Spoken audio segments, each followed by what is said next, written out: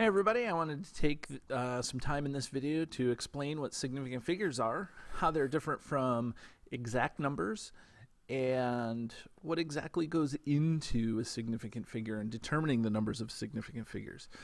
By the end of this video, you should be able to count significant figures and you should be able to define and describe significant figures. So why don't we get started? So there are two types of numbers in science, in everyday life. Okay, there are exact numbers and measured numbers. Exact numbers are numbers that have no significant figures, but examples of exact numbers, make sure you write this, no sig figs, okay, examples of exact numbers are like numbers that you count. When you count something like 19 students in a class, or 12 books, or 24 chairs, those numbers are exact. So technically speaking, you could write those numbers as 12.0000 with as many zeros as you want because it's exactly 12. Other exact numbers are conversion factors, or things that you look up. So the things that you found to do unit conversions with, they are exact numbers. It's not that they, I guess to be very precise, it's not that they don't have no significant figures, it's that they have an infinite number of significant figures. That's better to say, more accurate. Okay, so you'll see why that's important later on when we talk about math with significant figures. Okay, measured numbers are numbers that, believe it or not, we use some sort of tool to measure. So like a ruler, or a balance, or a spring scale, or a scale in the lab, or a trundle wheel. Any of those tools, they become measured numbers. And measured numbers always have a defined number of significant figures.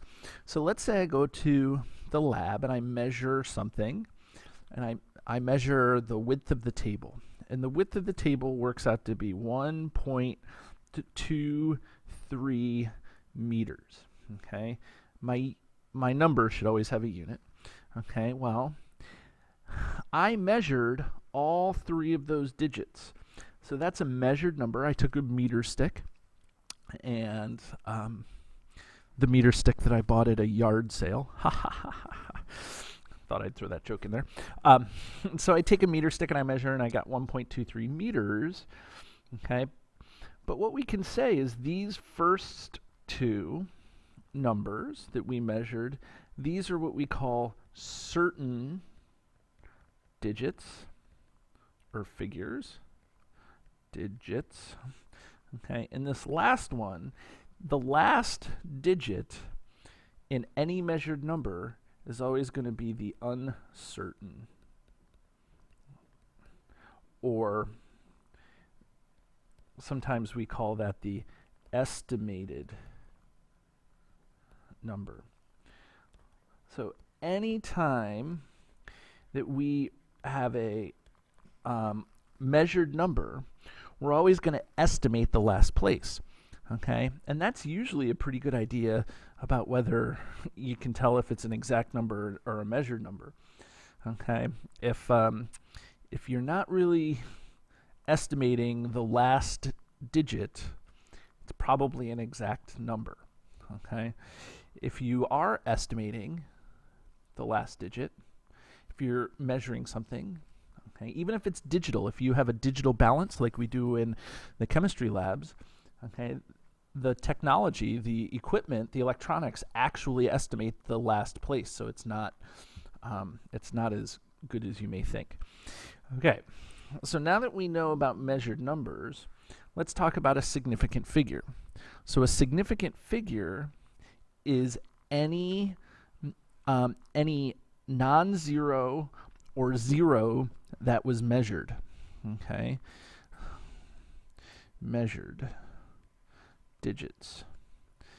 Okay, so if I again, measure a length of the room, and the length of the room works out to be 12 point, let's see, no, we're not going to end. So, let's just exit out of there. Okay, good. Whew. Okay, 12.5. Let's say it's 12.5 meters. Okay, well, all three of those numbers are significant. Did we measure them? Yes, even though we estimated this, we used our measuring tool to measure it to get a good estimation of it. So all of these are significant figures, okay? So significant figures are measured digits in a measured number, okay? Now, the zeros are tricky, okay? So there are three types of zeros that we can have in a number. There's something called leading zeros, which are zeros out in front of a non-zero digit. They're in between or sandwiched zeros, which is this zero that are in between two non-zeros. Or there can be several of them, okay? And then there's also trailing zeros, which there are a whole bunch of different types of trailing zeros. There's this one in like the number 30, this one in the number 0.30, and then this one in 30 point. Okay, so let me go through how we know if these numbers are tricky or not. Okay, these leading zeros are never significant. Okay, never. Okay, they are just placeholders that allow us to move that 3 back 3 decimal places to get it to be 0.003. So they're just placeholders. So leading zeros never significant. Having said that, I do want to make a quick aside here, is that anytime you write a number with a decimal point in it that's smaller than 1, please, please, please put a leading zero in it, a zero in front of the decimal point. That is good scientific practice. It allows everybody to know where the decimal point is, okay? Because there's no reason to put a zero out in front unless you have a decimal there, okay? So it's just a good way of indicating whether if that's a spec or not a spec. If you're consistent in how you write your numbers, then you know that it's going to be, I know that that's going to be a leading zero decimal, okay? Anyways, back to significant figures, okay? In between zeros or sandwich zeros are always significant, okay? If I take this number, 10,005, in order to get 10,005, I had to have measured those to be 0, okay? They measured to be 0. Okay, so zeros in between two non-zero digits are always significant, okay? Non-zero digits are always significant too. I don't know if I said that, but I think it's important for you to know. Those are obviously measured. You don't get a number without measuring it and have it come out to be 1, 2, 3, 4, 5, 6, 7, 8, or 9. Okay, but the zeros in between two non-zeros are always significant, so I'll write that down. Okay, now it comes to the tricky ones, and that's the trailing zeros. And trailing zeros, there are sometimes. Okay, so we have 1 never, 1 always, and 1 sometimes. Okay, so trailing zeros, if there's no decimal point, oh, see, there I go again.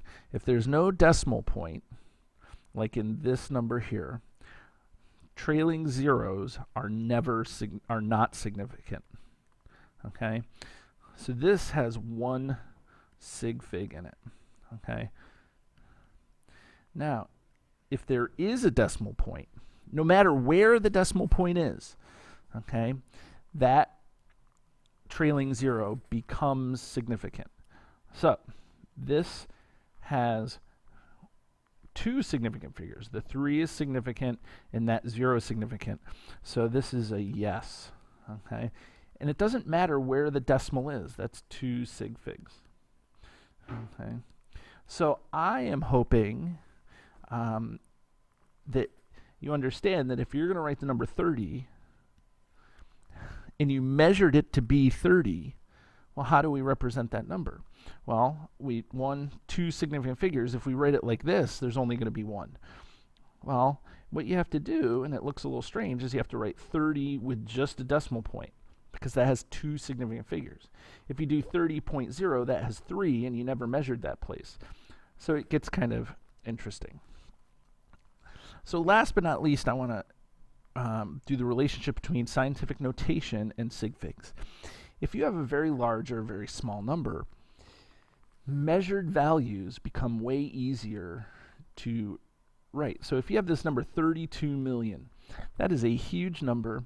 How many of those zeros were measured? How many of them are just placeholders? Well, based on our rules, that number should have 2 sig figs. Okay. And the only way to change the number of sig figs is by adding a decimal in there, and now that goes up to 8 sig figs.